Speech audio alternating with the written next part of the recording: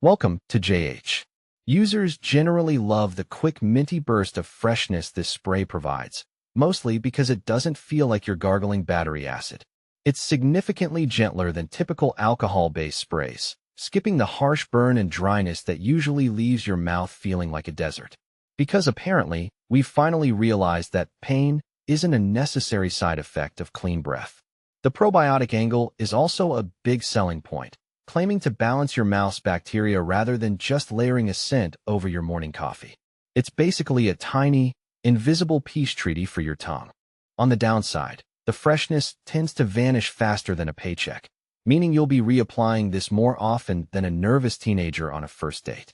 There have also been some quality control complaints, with several users finding that the sprays in their multipacks are about as functional as a screen door on a submarine. If you're looking for a powerful punch, you might find the mild sensation a bit underwhelming. Plus, while the brand leans heavily on the probiotic hype, they're suspiciously quiet about which specific strains are included or how much is actually in there.